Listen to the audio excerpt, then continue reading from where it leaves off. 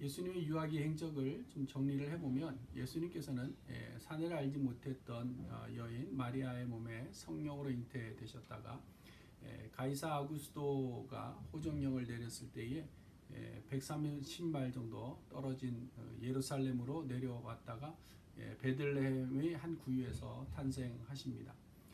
이때 동방에서 별을 관측하던 박사들이 유대인의 왕으로 나시니가 어디 있느냐 하는 소리를 하는 바람에 동네가 좀 시끌시끌해지기도 했죠. 그래서 이 일로 인해서 유대 땅을 통치하고 있던 헤롯 대왕이 예수를 죽이려고 꾀합니다. 그래서 예수님은 탄생하시자마자 부모님과 함께 애굽으로 몸을 피하게 되죠. 헤롯 대왕은 1차 살해 계획이 실패하자 2살 밑에 있는 어린아이들을 다 찾아서 죽이는 일을 통해서 온 마을이 통곡과 공포로 가득하게 됩니다. 그리고 이제 그 헤롯 대왕이 죽고 나서 예수님의 가족들이 애굽에서 다시 팔레스틴으로 돌아오게 되고 나사렛이라는 동네에 정착하게 되죠. 이것이 마태복음 1장과 2장에서 기록하고 있는 예수님의 유아기 전체의 내용입니다. 그 중에서 오늘 본문은 그 마지막 부분으로 예수님께서 애굽에서 다시 돌아오셔서 나사렛에서 자라게 된 배경을 기록하고 있는 부분입니다. 자, 오늘 본문을 보면 예수님의 유아기 전체 스토리에 있어서 핵심 인물이었던 중요한 두 사람이 계속해서 등장하는 것을 보게 됩니다. 그 첫 번째 인물이 바로 헤롯 대왕입니다. 그 헤롯은 주전 73년경에 안티파스의 둘째 아들로 태어나서 주전 43년에 갈릴리 총독으로 부임합니다. 그리고 주전 37년에 팔레스틴 전 지역을 통치하는 왕이 되어서 AD 4년까지 거의 40년에 가까운 통치를 하고 70세가 되어서 악질로 고생하다가 세상을 떠난 인물입니다.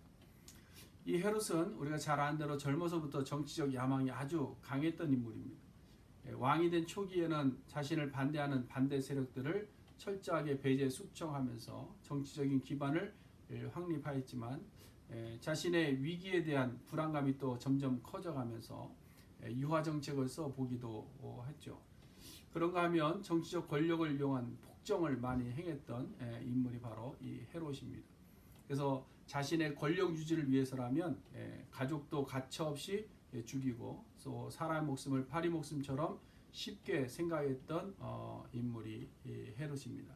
그러다가 결국에는 말년에 육체적인 질병과 또 심신의 쇠약으로 인해서 고생하다가 BC 73년부터 AD 4년까지라는 이어주는 그 대시의 인생 70년을 살다가 간 것입니다. 헤롯이 마지막에 질병으로 고통하며 죽어갈 때에 요세푸스가 그의 인생을 정리하면서 하나님의 심판을 받을 인생이다라고 평가를 하기도 했죠.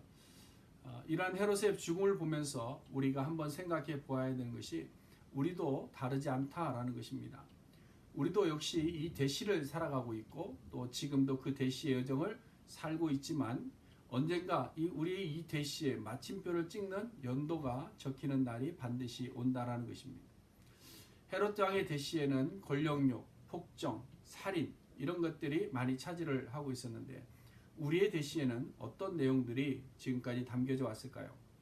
그리고 앞으로 얼마나 남았을지는 모르지만 그 대시에 어떤 내용들이 담겨질까요?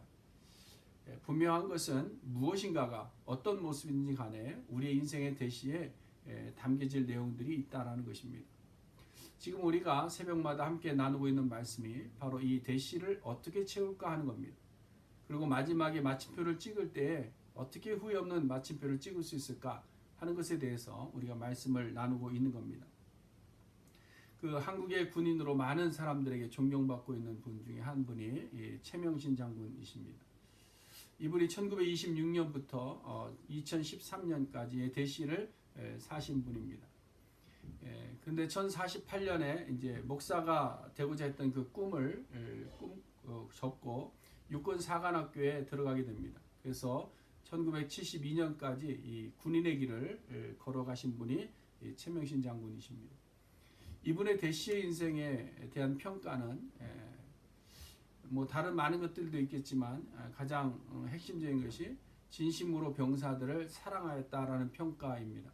그래서 장군이지만 뚜리스타의 장군이지만 국립묘지에 안장될 때요, 장군묘가 아닌 사병묘에 묻어달라고 유언을 하게 됩니다. 그래서 유일하게 지금까지 장군으로서 병사의 묘에 묻힌 인물로 잘 알려져 있습니다.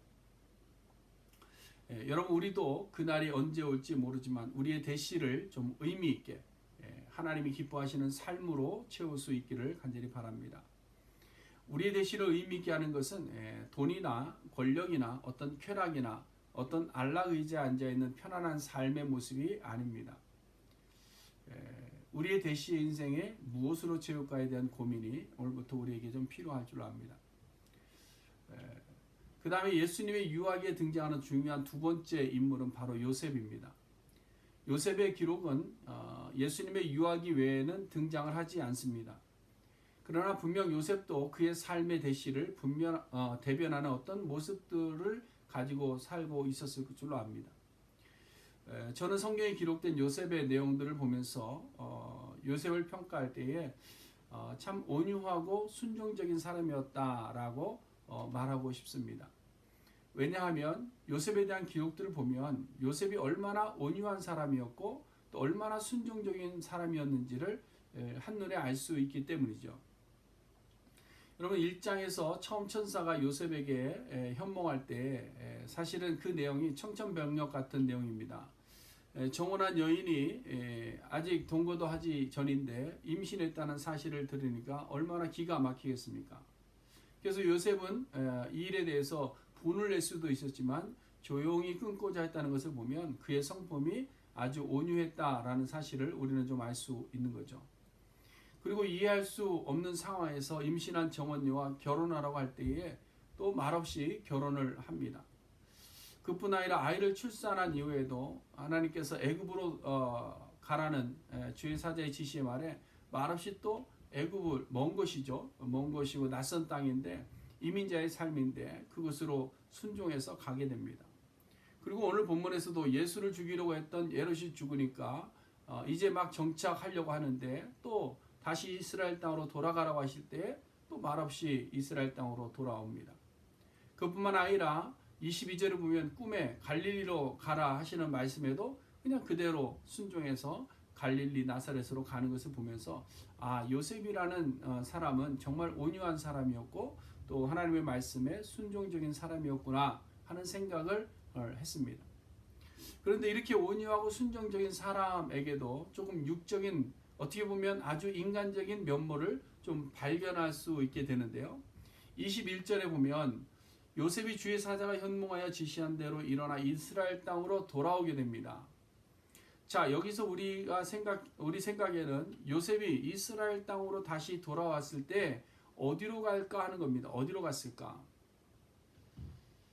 만약에 이스라엘로 돌아왔다면 유대 지방이 아니라 사실은 갈릴리 지방으로 처음부터 가는 것이 맞다고 생각이 됩니다. 왜냐하면 요셉과 마리아가 살고 있던 지역, 삶의 터전으로 여기고 살고 있던 지역은 사실은 유대 땅이 아니라 갈릴리 지역의 나사렛이라는 동네였습니다.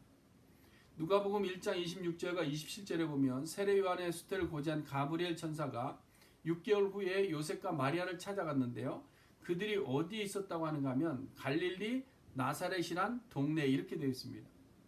그리고 2장 1절에 보면 가이사 아구스토가 호족하라고 할 때에 각각 고향으로 돌아갔다 그랬습니다. 고향. 그래서 2장 4절에 보면 요셉도 다윗의 집 족속이므로 이렇게 되어 있죠. 요셉도 다윗의 집 족속이므로 갈릴리 나사렛 동네에서 유대를 향하여 베들레헴이라는 다윗의 동네에 도착했다. 이렇게 말씀하고 있는 겁니다. 자, 그렇다고 한다면 요셉의 고향은 유대 땅이지만 요셉이 살고 있는 지역은 어디입니까?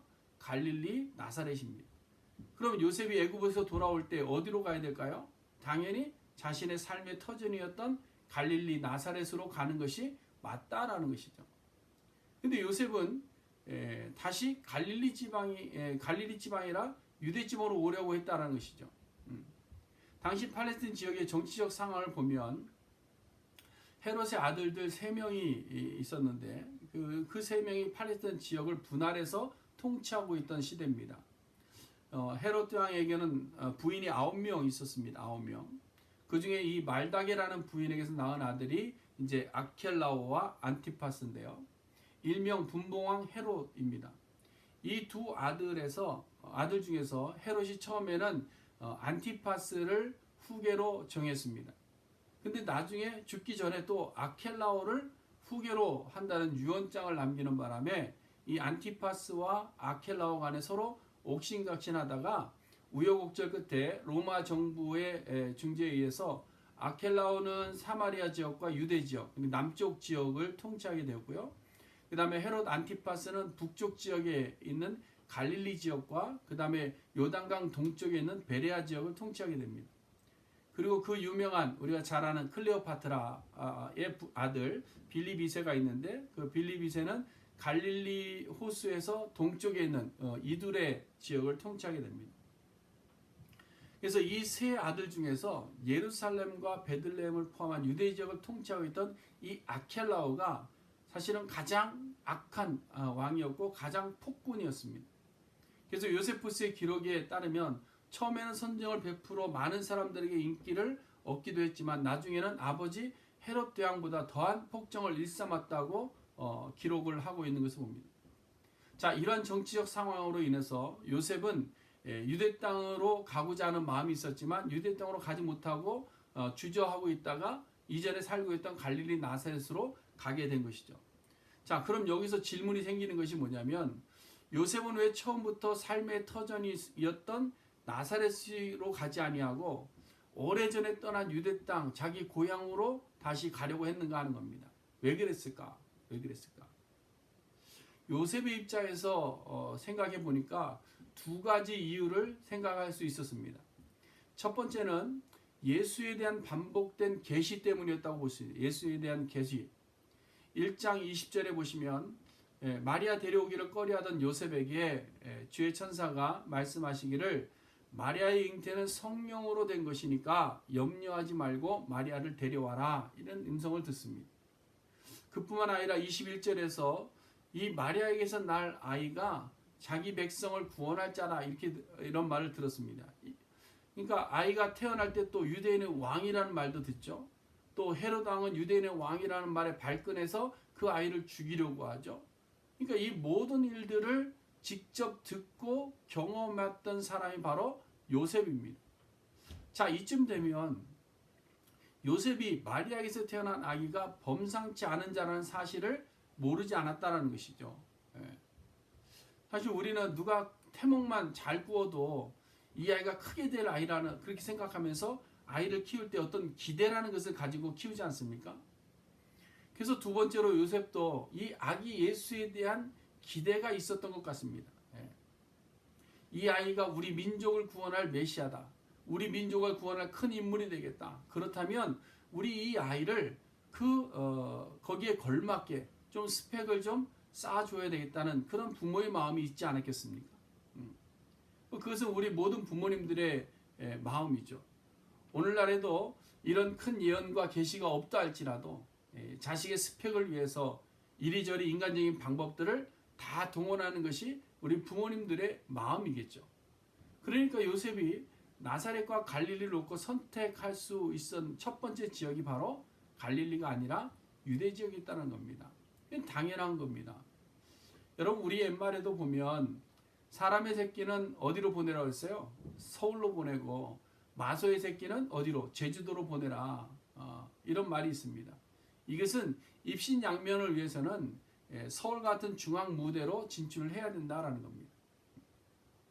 그러니 당시, 지금은 뭐 아닙니다. 지금 뭐 사람들이 좀 돈 좀 있고 돈 벌고 그러면 다 제주도로 요즘 가고 있는데요. 그러나 당시에는 이 나사렛은 제주도와 같은 지역이었고요.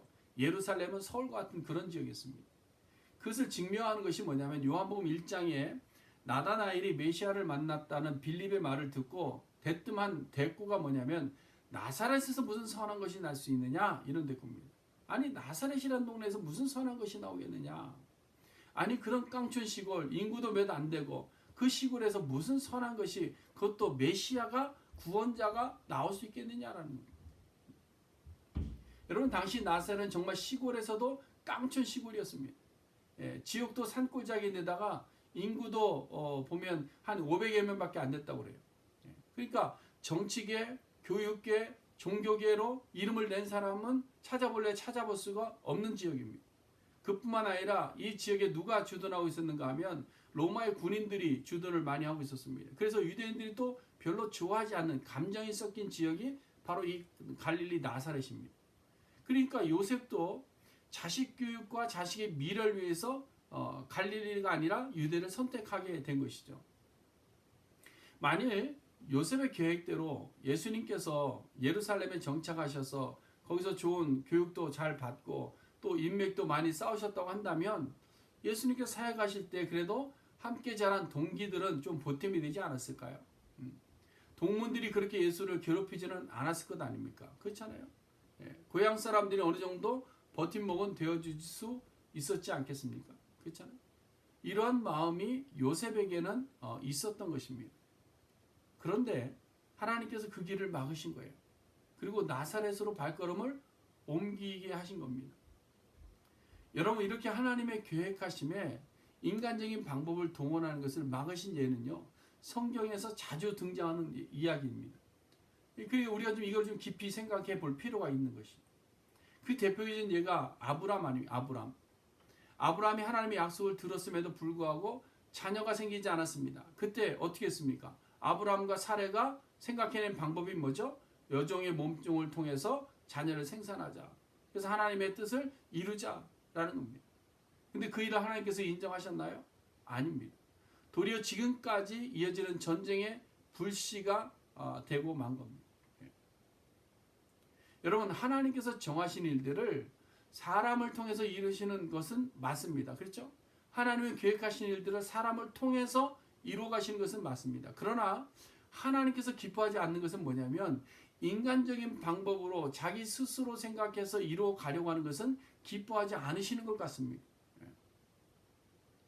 이렇게 놓고 보니까 요셉이 온유하고 순종적인 인물이었지만 그도 뭐예요? 인간적인 생각과 방법을 따라서 살았던 인물이 아니었나라는 평가를 해볼 수 있는 겁니다.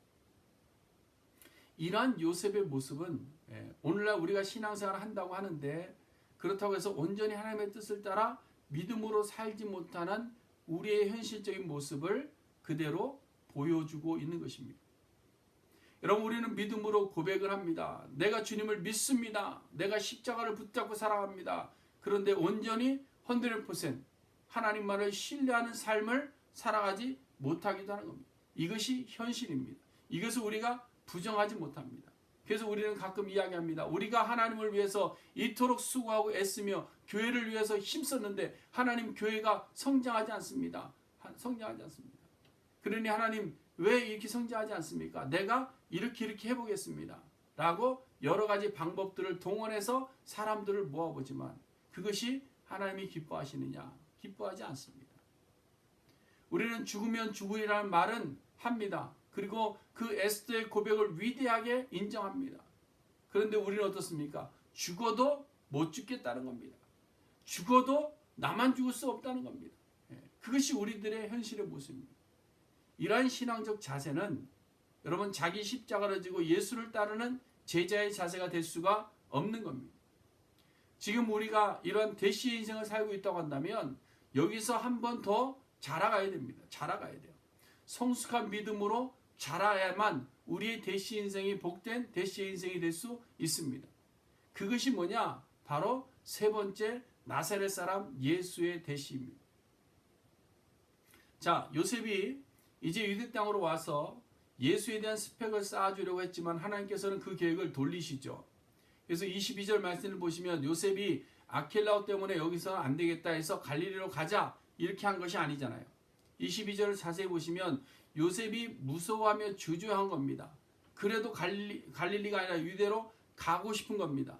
그런데 하나님께서 어떻게 하셨습니까? 주의 사자를 보내서 꿈에 명령하신 거예요. 유대 땅이 아니다. 갈릴리 나사렛으로 가라. 이렇게 명하신 거예요. 여러분 이것은 1차 선택지가 아니니까 차선책이라도 가라 이 말씀을 하신 것이 아닙니다. 요셉의 인위적인 계산적인 방법을 하나님께서 막으신 것입니다. 그래서 결국은 23절에 보면 나사렛이란 동네에 가서 살게 되었다라고 하는 거죠. 그런데 보세요. 여기도 보면 하나의 별지를 좀 첨부하고 있는데 왜 하나님께서 예수님을 나사렛이란 동네에서 자라게 하셨는가? 그 이유는 선지자로 하신 말씀에 나사렛 사람이라 칭하리라 하심을 이루려 합니다라는 것이죠. 그럼 선지자 누가 한 말이냐라고 묻습니다. 애굽에서 내 아들을 불렀다라는 말씀은 누구예요? 호세아 선지자의 예언이 명확합니다. 라마에서 라헬이 애국하였다라는 말씀은 예레미야 선지자의 말씀이라고 명시하고 있습니다. 그런데 아무리 찾아보아도요, 구약 성경에는 나사렛 사람이라 칭할 것이라는 예언도 없을 뿐만 아니라 나사렛이라는 이름 자체도 한 번도 등장하지를 않습니다. 그럼 왜 오늘 본문에서는 나사렛 사람이라 칭함을 받을 것이라는 것이 선지자로 하신 말씀이라고 이야기하고 있는가? 일반적으로 구약 성경에서 두 가지의 근거를 찾아봅니다. 하나는 나시린이라는 히브리의 단어가 이 나사렛이라는 지명과 비슷하게 발음이 되기 때문에 또 그 뜻도 좀 연관성이 있다고 해서 나시린의 의미를 나사렛 사람과 연결을 하고 있지만 이것은 좀 분명한 근거로 보기가 좀 어렵습니다. 그러나 또 하나의 근거는 이사야 53장에 나오는 연한 순 같다라고 할 때에 네체르라는 단어를 쓰는데요. 이 연한 순 네체르라는 단어가 이사야 11장에서 이야기하는 그 이새의 뿌리에서 나오는 한 가지를 이야기하고 있는 겁니다. 그래서 예수님께서 구원자 메시아로 이 땅에 오셨지만 외형적으로 볼 때에 연한 순 같아서 고운 모양도 없고 풍채도 없고 흠모할 만한 그 무엇이 없을 뿐만 아니라 멸시를 받고 고난을 겪고 질고를 아는 자로 많은 사람들이 그를 귀하게 여기지 않는다라는 의미를 가지고 있는 겁니다. 그래서 이 연한 순과 이 나사렛을 연결을 시키는 겁니다. 근데 오늘 본문을 보면서 한 가지 더 생각해 볼 수 있는 것이 뭐냐면 오늘 본문에 선지자로 하신 말씀 이렇게 되어 있는데요. 이렇게 되어 있으니까 어느 한 선지자가 이야기한 것 같이 보이지만 사실은 이 원문에 보면요. 선지자들로 이렇게 되어 있습니다. 선지자들. 그래서 여러 선지자가 메시아 오심에 대해서 지금까지 많이 이야기했다라는 겁니다. 그리고 요한복음 1장에서도 보면 빌립이 나다나엘에게 가서 이야기할 때 모세가 율법에 기록하였고 여러 선지자가 기록한 그이라고 말할 때도요. 여러 선지자들이라는 복수형으로 되어져 있는 것을 봅니다. 그래서 메시아 구원자의 오심에 대해서 이미 여러 선지자들을 통해서 다양하게 예언이 되어졌다는 것을 기록의 근거는 찾지 못했지만 당시에 모든 사람들이 이미 알고 있었다는 것이죠. 그리고 신약에 와서는 실제로 이 예언의 말씀이 그대로 이루어집니다. 그래서 역으로 이 말씀이 어떻게 이루어졌는가를 통해서 예언의 의미를 우리는 찾아가 볼 수 있는데요. 그 쓰임을 보니까 가장 두드러진 쓰임이 뭐냐면 예수가 누구인지를 명확하게 지목하고 있다는 것입니다. 우리가 성경을 읽다 보면 알게 되는 거지만 이 유대인들의 이름이 비슷한 이름이 너무 많습니다. 아예 같은 이름도 너무 많습니다. 그것은 뭐 성경에만 그런 것이 아니고 모든 나라가 다 그렇죠. 비슷한 이름도 많고 같은 이름도 많습니다. 저의 이름도 태희인데 태희라는 이름이 한국에 굉장히 많습니다. 유명한 사람들도 많이 있습니다. 예쁜 사람도 있고요. 운동 잘하는 사람도 있고요. 많습니다. 또 데이빗이라는 이름이 있는데 이 데이빗도 뭐 미국에 너무 많죠. 그러니까 누가 누군지를 잘 모릅니다. 당시에도 마찬가지입니다. 그럴 때 사용한 것이 바로 이 지명입니다. 어느 지역에 살던 누구 이렇게 되는 거예요. 그래서 어디에서 온 누구 아니면 누구의 아들 누구 이런 식으로 사용하고 있습니다. 여러분 예수라는 이름도 마찬가지입니다. 구약의 여호수아도 같은 이름이고요. 예수와도 같은 이름입니다. 또 오늘 헤롯을 보았는데 헤롯의 아버지도 안티파스고 헤롯의 아들도 안티파스입니다. 그럼 왜 이렇게 이름이 비슷하거나 같은 이름이 많은가? 실제로 유대인들은 아버지나 삼촌의 이름을 그대로 물려받는 경우가 많이 있기 때문입니다. 좀 웃긴 이야기가 하나 있는데요. 어떤 여인이 상속과 관련해서 재판받았던 그 재판의 기록에 나와 있는 건데, 거기에 보면 남편의 이름도 예수고요, 시아버지의 이름도 예수고, 아들의 이름도 예수였다는 겁니다. 그뿐만 아니라 요세푸스의 기록에도 보면 요세푸스가 기록한 그 역사 기록에 20여 명의 예수가 등장합니다. 그 중에 10명은 예수님과 동시대 사람이었다고 하니까 예수라는 이름이 얼마나 흔한 이름이었는가 하는 거죠. 그러니까 명확하게 예수 그러면 누구를 얘기하는지 잘 모를 수 있다는 겁니다. 그래서 복음서나 사도행전에 보면 예수님을 호칭할 때 그냥 예수여 하지 않습니다. 꼭 나사렛 예수여 이렇게 호칭합니다. 심지어는 귀신까지도 예수님을 향해서 나사렛 예수여 당신이 우리와 무슨 상관이 있습니까? 라고 이야기하죠. 또 병자들도 예수님을 향해 소리칠 때에 나사렛 예수여 우리를 불쌍히 여기소서라고 외칩니다. 베드로가 병자를 고칠 때도 나사렛 예수의 이름으로 병을 고칩니다. 예수님도 바울에게 자신을 이야기할 때 뭐라고 말씀해요? 나는 나사렛 예수다라고 이야기합니다. 그뿐만 아니라 부활하신 이후에 무덤에서 무덤을 지키고 있던 천사가 제자들을 향해서 뭐라고 이야기하십니까? 나사렛 예수라고 호칭을 하고 있는 것을 봅니다. 그러니까 나사렛 사람이로 칭하여지리라는 예언의 말씀은 여러 사람들 중에서 오직 유일하신 예수님을 동일하게 제시함으로 말미암아 메시아 구원자로 오신 분은 다른 여러 예수가 아니라 오직 나사렛 동네에서 자라나셔서 십자가를 지셨던 그 예수가 바로 너희의 메시아다, 구원자다라는 것을 명확하게 하기 위해서 나사렛 사람이라고 칭함을 받게 되었다라는 것입니다. 그뿐만 아니라 우리는 이 나사렛 사람으로 칭하여진 예수를 통해서 한 가지 더 영적인 교훈을 얻을 수 있는 것이 뭐냐면 하나님의 구원하심의 역사를 예수를 통해서 보여주시는데요. 예수님께서 어떻게 보이시느냐? 낮은 자리에 있는 자들을 높은 자리로 옮겨주시는 은혜를 제공하셨다라는 겁니다. 그것을 우리에게 보여주시는 것이 나사렛 사람이라는 칭호에서 우리는 발견할 수 있는 거죠.